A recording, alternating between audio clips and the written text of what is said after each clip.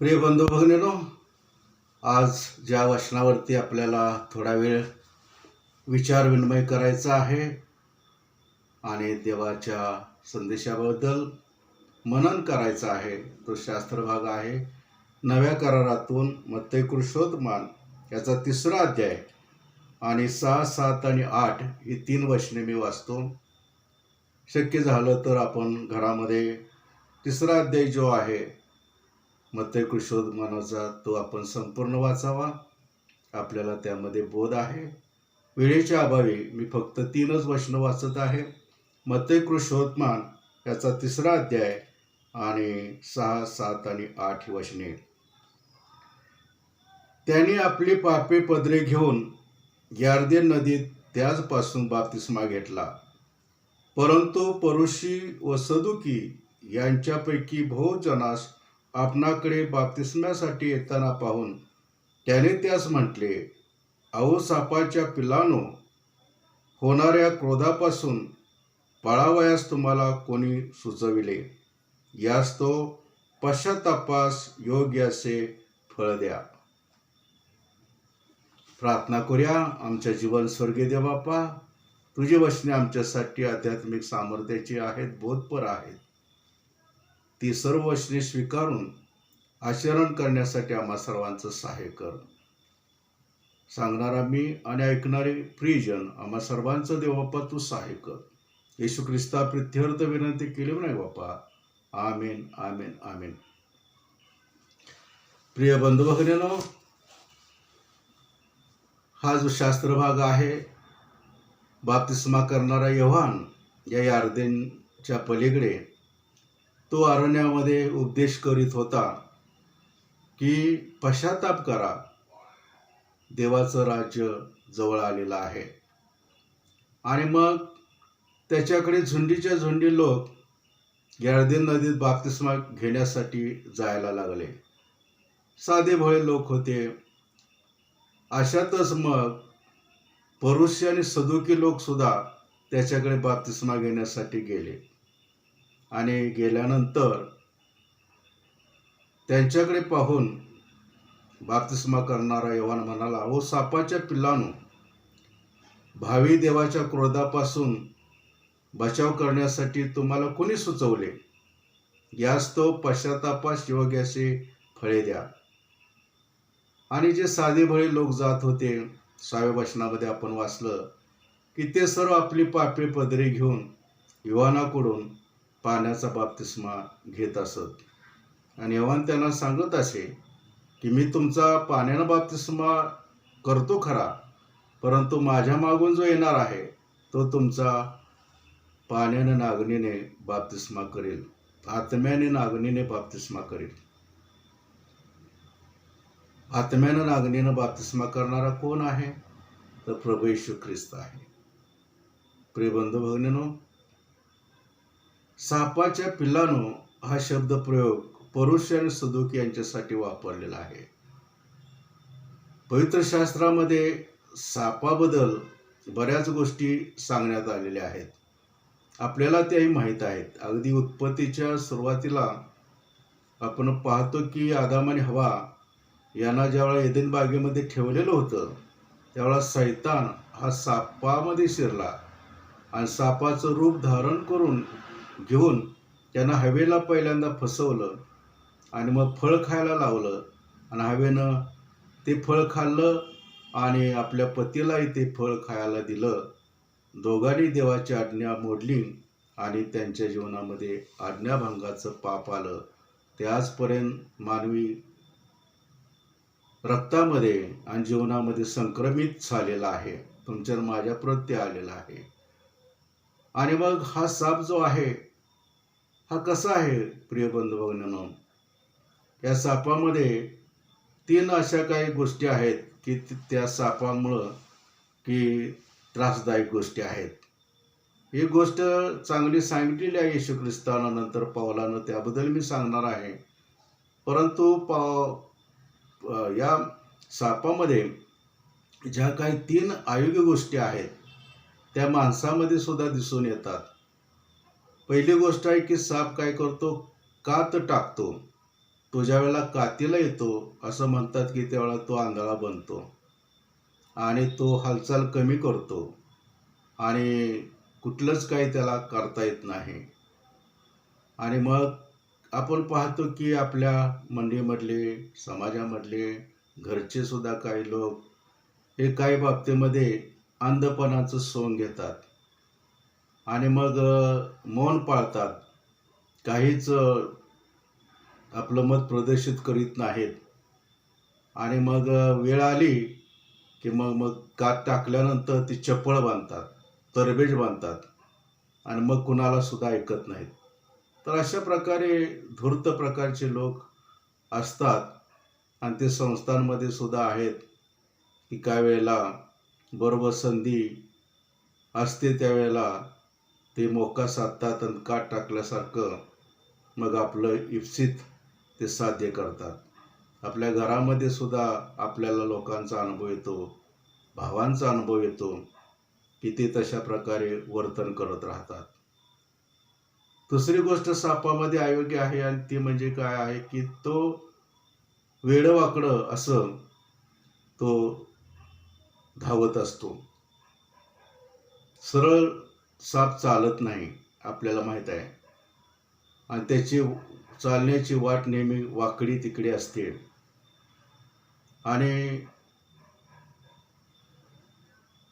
अशा प्रकारचे लोक सुद्धा जगामध्ये, समाजामध्ये आहेत, घराघरामध्ये आहेत की त्यांची वाट नेहमी वाकडी असते आणि ते आपल्याला कळत नाही. आपण सरळ मार्गाने जाणारे माणसं असतो, परंतु त्यांची वाकडी वाट ही त्रासदायक होते.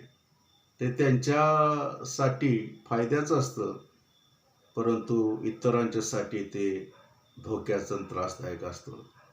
आज संस्थांमध्ये सुद्धा अशा प्रकारे वागणारे लोक आहेत, मंडळांमध्ये आहेत, समाजामध्ये आहेत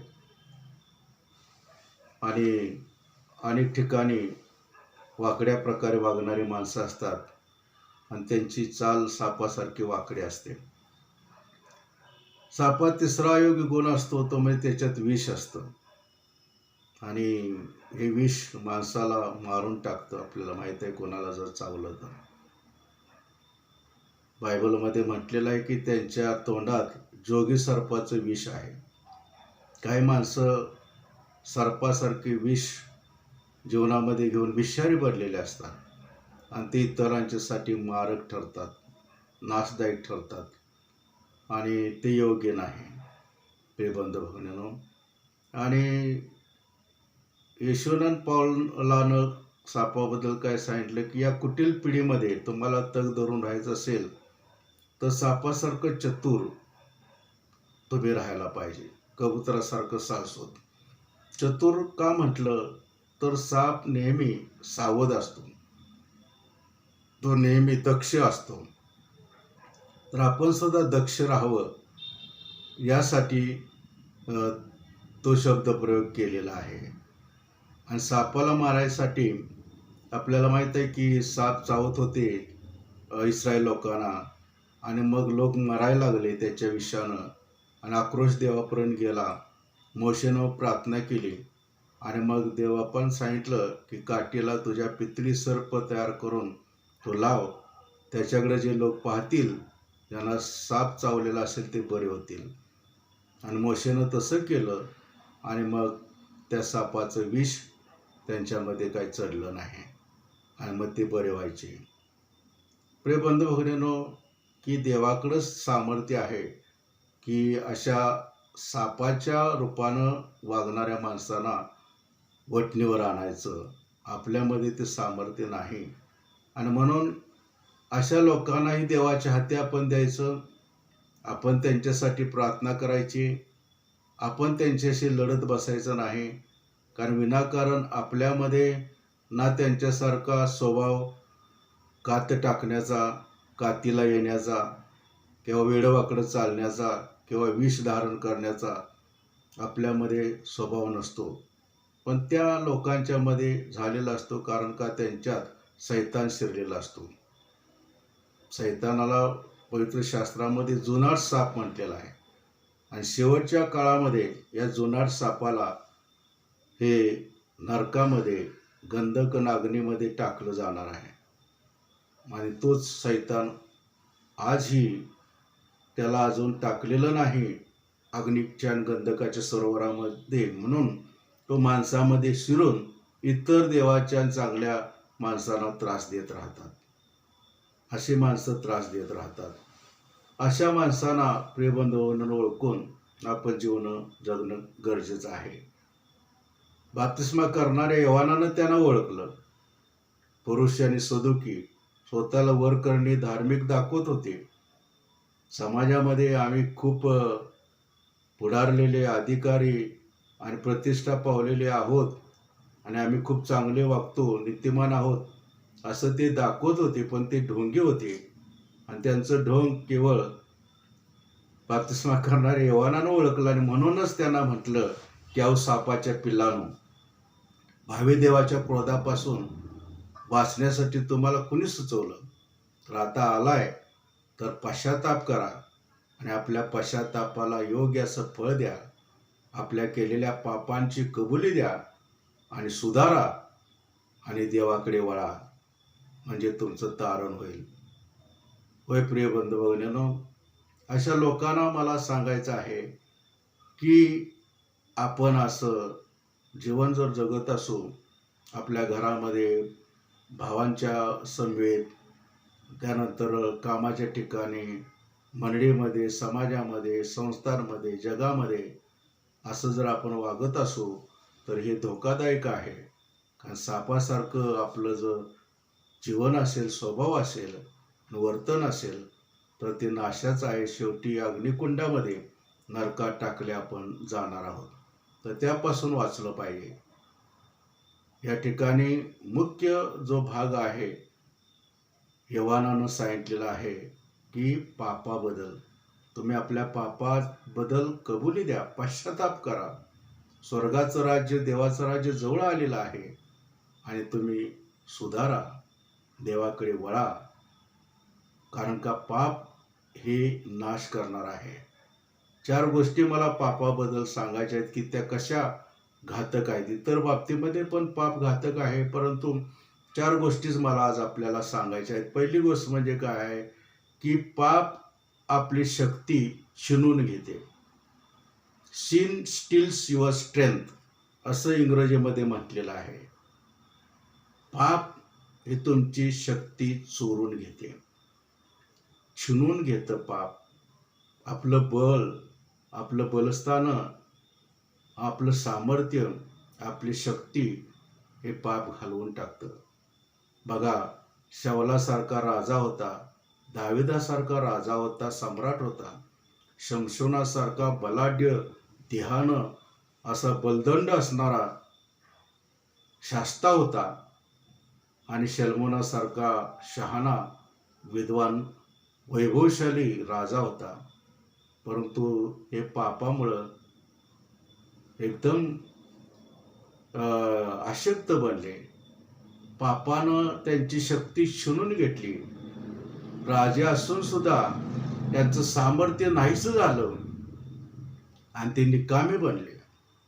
पापामुळं अशा प्रकारे त्यांची ही दुरावस्था झाली.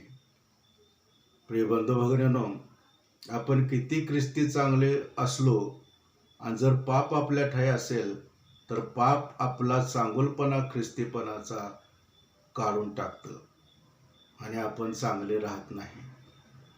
पापामुळं आपण चांगले नोकरदार, कामदार राहत नाही.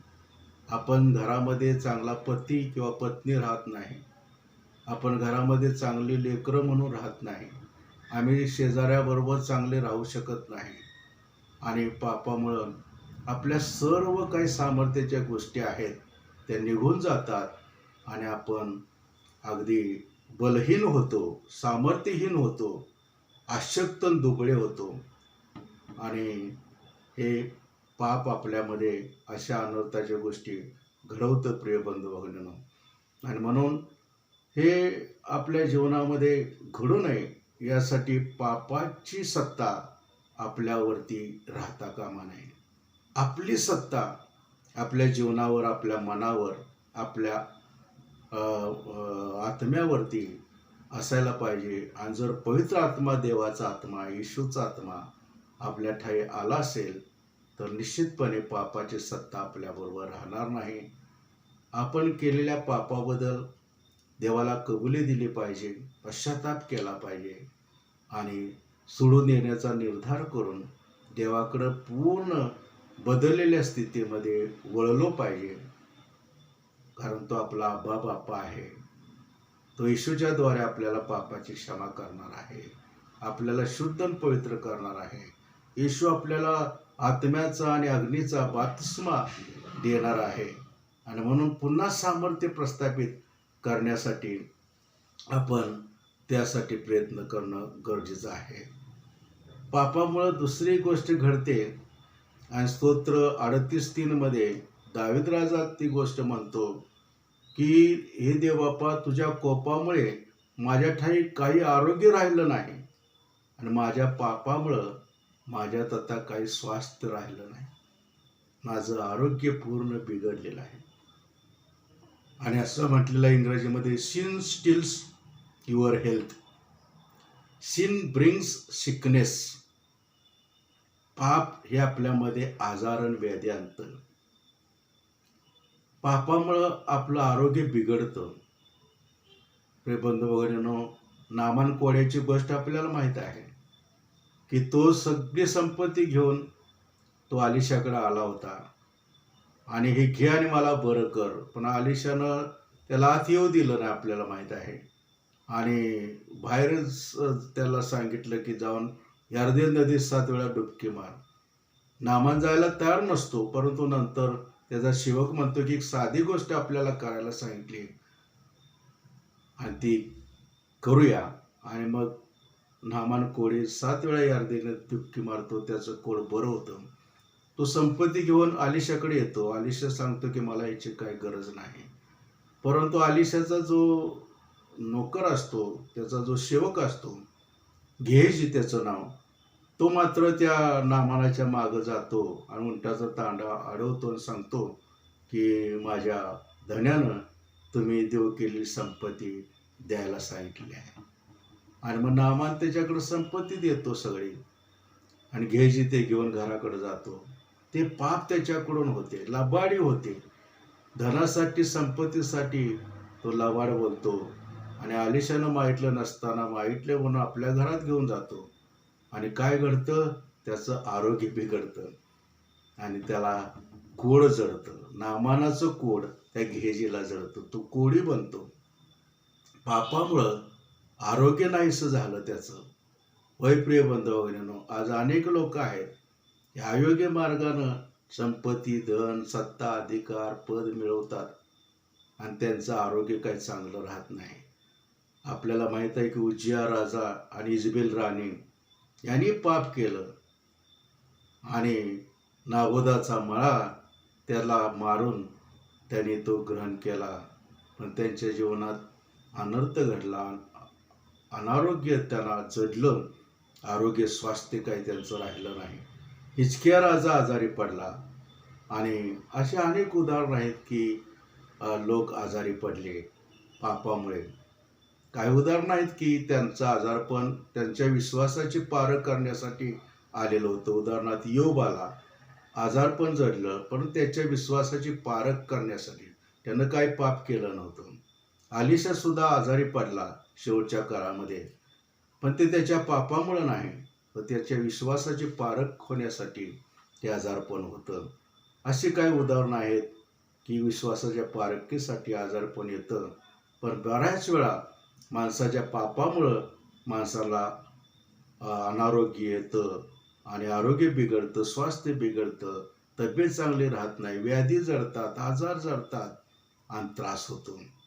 प्रिय बंधू भगिनींनो, आपल्याला कोणत्या कारणामुळं आजार जडतो याचा आपण विचार करणं गरजेचं आहे. पापामुळं जर असेल, दुष्कृत्यांच्यामुळं असेल, गुप्त केलेल्या काही पापामुळं असेल, गुन्ह्यामुळं, दोषामुळं असेल, अपराधामुळं असेल, तर आपण त्याची कबुली देऊन पश्चाताप करून देवाकडून, येशूकडून पापक्षमा प्राप्त करून घेणं आणि शक्तीने आरोग्य प्राप्त करून घेणं हे फार महत्त्वाचं आहे. प्रिय बंधू भगिनींनो, जन्मांध आंधळा होता. आपल्याला माहिती आहे की शिष्य म्हणतात की गुरुजी, हा याच्या पापामुळं आंधळा झाला का याच्या आईवडिलांच्यामुळं आंधळा झाला? येशू म्हणतो की याच्या स्वतःच्या पापामुळं आंधळा नाही किंवा त्याच्या आईवडिलाच्या पापामुळं आंधळा झाला नाही, तर देवाचं गौरव त्याच्याद्वारे प्रगट व्हावं म्हणून हा आंधळा झाला. तो जन्मापासून आंधळा होता मुलगा, तरुण झाला होता आता तो. आणि येशूनं काय सांगितलं? पापामुळं नाही, तर देवाचं गौरव त्याच्याद्वारे प्रकट व्हावं म्हणून असा आंधळा झाला. आपल्या आजारपणामुळं, व्याधीमुळं जर देवाचं गौरव प्रकट होत असेल तर चांगली गोष्ट आहे. पण पापामुळं जर आजार आला असेल तर फार दुर्दैवाची गोष्ट आहे. आपण वेळीच पश्चाताप करून देवाकडे येणं, वळणं गरजेचं आहे.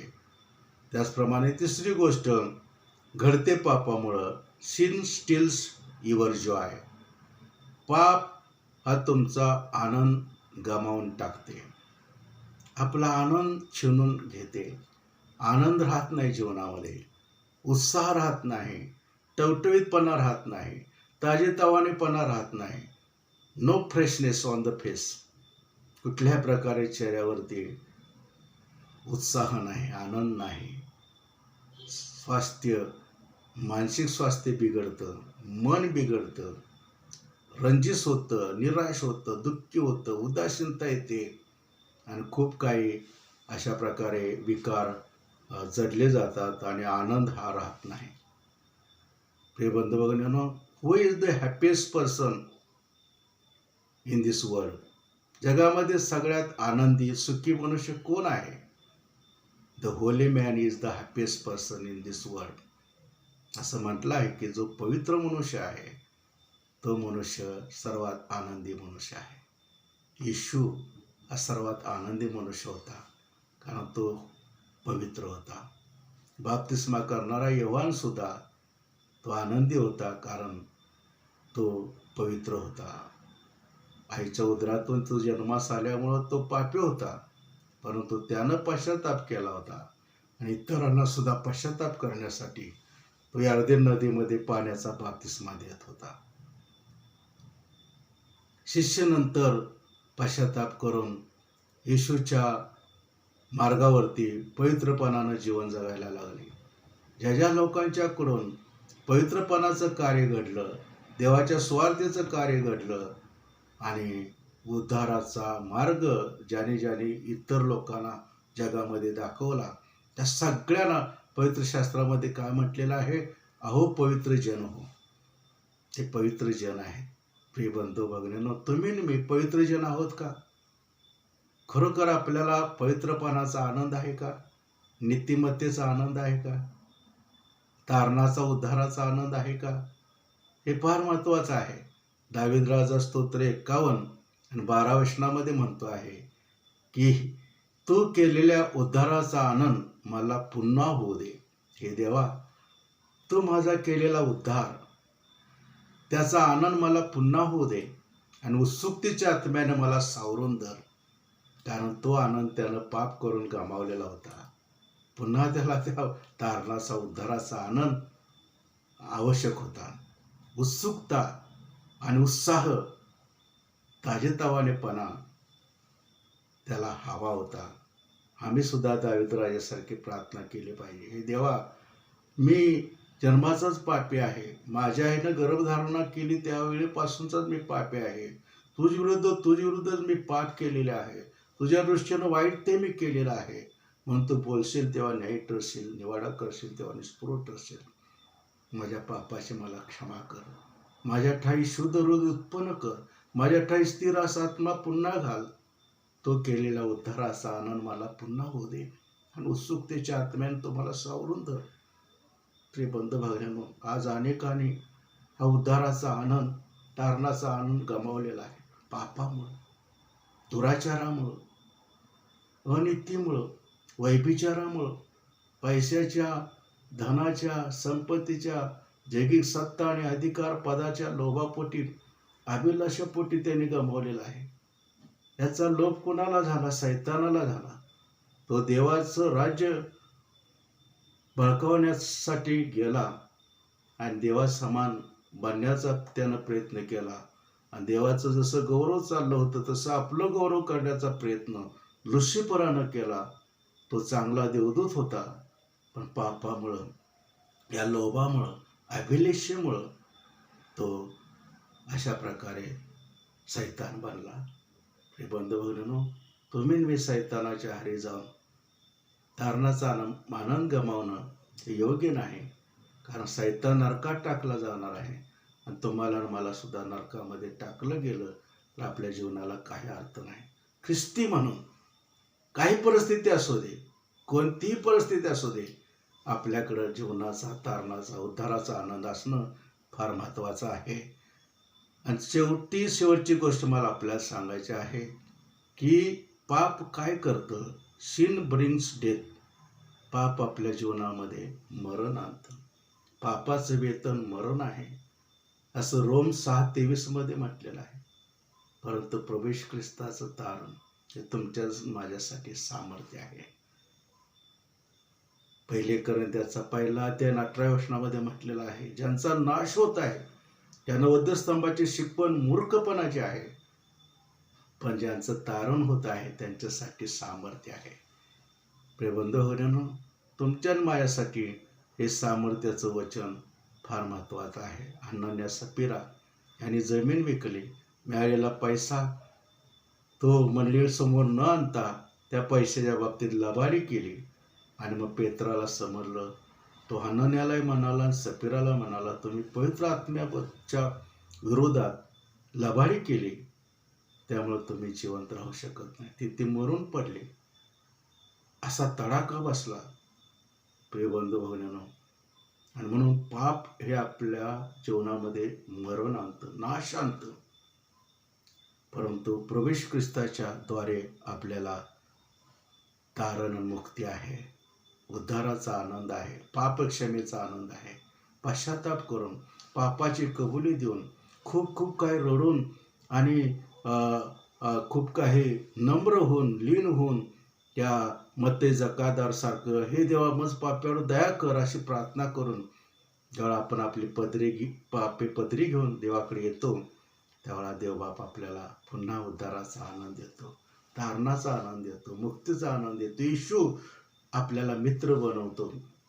आणि जे येशूचे मित्र आहेत ते खरे पुनरुत्थित झालेले आहेत, पापाला मेलेले आणि सार्वकालिक जीवनासाठी जिवंत झालेले असे लोक आहोत. तुम्ही मी आहोत. प्रिय बंधू भगिनींनो, एका गावामध्ये काही लोक होते, त्यांना समजलं की अमुक ठिकाणी, दूरच्या ठिकाणी सोन्याची खाण आहे आणि तिकडे सोनं मिळतंय. म्हणून बरेच लोक, पुरुष लोक जास्त करून, ते सोन्याच्या शोधामध्ये गेले. बरेच गेले, खूप शोध केला, काय वाटेतच मेले.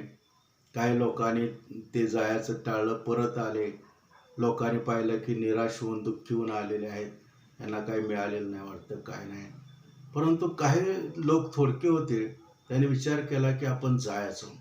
आणि म्हणून खडतर परिस्थितीतून सुद्धा ते गेले आणि गेल्यानंतर त्यांना ती सोन्याची खाण सापडली. आणि मग ते त्यांनी गोळा केलं. आणि गोळा केल्यानंतर त्यांनी ठरवलं की गावात जायचं आणि कुणाला सांगायचं नाही की आम्हाला सोनं मिळालेलं आहे. आपण काय करायचं, आपले घरचे लोक, नातेवाईक लोक, या सगळ्यांना आपण घेऊन यायचं आणि सगळं घेऊन आपण मग गुपचूप जायचं. अशा विचारानं ते सोनं तिथंच ठेवून ते येतात माघारी. आणि गावामध्ये आल्यानंतर कुणाला न सांगता हे करता आपल्या घरच्या लोकांना सांगतात, नातेवाईकांना सांगतात आणि ते त्या सोन्याच्या खाणीकडे जातात. आणि गेल्यानंतर काय झालं की त्यांना लक्षात येतं की आम्ही आलो होतो केवळ 400-500 लोक, परंतु आपल्या पाठीमागून हजारो लोक आलेले आहेत. ह्यांना कोणी सांगितलं आम्हाला सोनं मिळालंय, केलंय? ते एकमेकावर आरोप करायला, तू सांगितलं का, यांनी सांगितलं का? तर ते म्हणले आम्ही कुणालाच काय सांगितलं नाही. मग ते म्हणाले की यांना समजलं कसं? आणि म्हणून आलेले हजारो लोक, त्या लोकांना त्याने म्हटलं की हे आम्हाला सोनं सापडलंय, हे तुम्हाला कोणी सांगितलं आमच्यापैकी?